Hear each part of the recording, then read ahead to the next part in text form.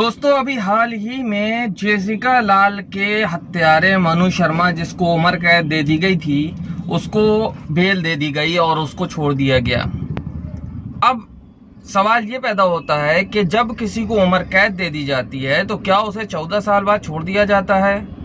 और अगर ऐसा है तो उम्र कैद इस सज़ा का नाम क्यों रखा गया है? तो इसी बात पे आज मैं बात करने वाला हूँ आपसे। मैं आपका दोस्त फरहान।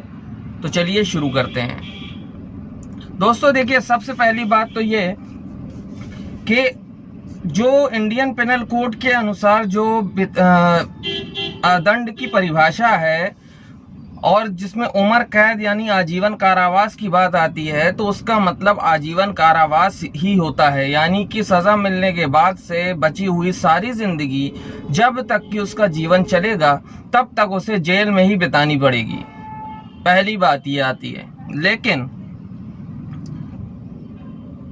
सुप्रीम कोर्ट ने राजीव गांधी के हत्यारों के मामले में जो अर्जी उसके पास आई थी, तो उस केस के दौरान उसने ये व्यवस्था कर दी थी। सीआरपीसी में इसका एक प्रावधान है कि अगर किसी व्यक्ति को 14 साल यानी आजीवन कारावास या उम्र कैद की सजा दी जाती है, तो उसके बाद 14 साल के बाद अगर उसका आचरण अच्छा है तो उस आचरण के आधार पर उससे सजा में छूट दे दी जा सकती है।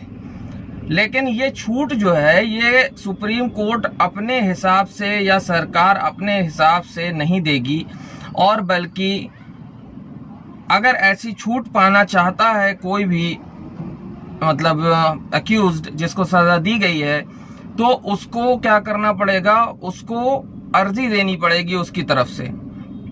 तो ये बात आ जाती है।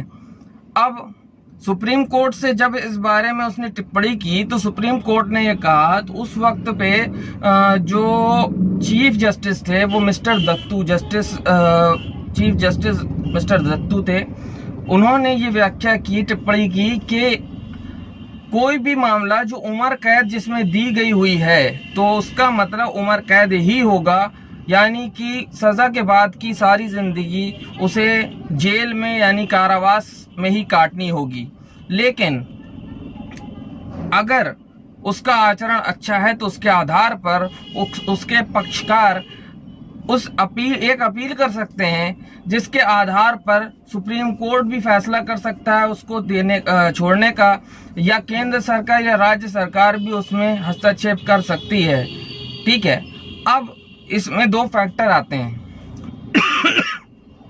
पहला फैक्टर तो ये आता है कि अगर कोई किसी भी आपराधिक मामले की जिसमें उम्र कैद दी गई है, उसकी जांच किसी सेंट्रल एजेंसी ने की है, तो उस पे जो हस्तक्षेप का अधिकार होगा वो केंद्र सरकार का होगा। उस पे जो निर्णय यानी उसको मर्सी दे सकते हैं, तो वो होगा केंद्र सरकार का। और अगर कोई राज्य स्तर का मामला है, तो उसमें जो अधिकार होगा वो होगा राज्य सरकार का।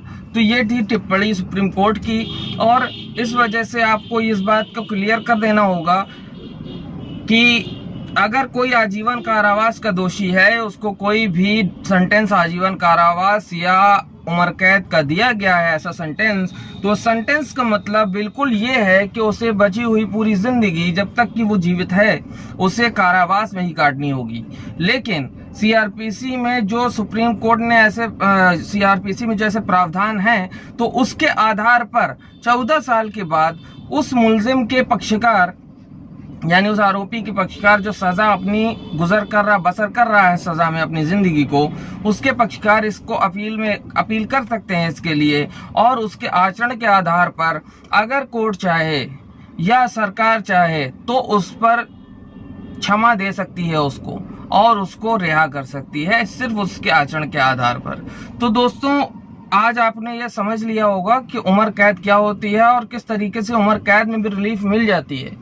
तो जैसा कि भारतीय संविधान है बहुत ही फ्लेक्सिबल है, भारतीय जो कानून है वो भी बहुत फ्लेक्सिबल है, हर तरीके से हर चीज़ का एक उसमें तरीका दिया हुआ है। सख्त से सख्त कानून है, लेकिन उसमें भी जो है दया की गुंजाइश है, यानी मर्सी की गुंजाइश है। लेकिन उसके कुछ पैरामीटर्स हैं जिसके आधार पर वो एक निश्चित समय काटने के बाद ही उस पर सुनवाई हो पाती है।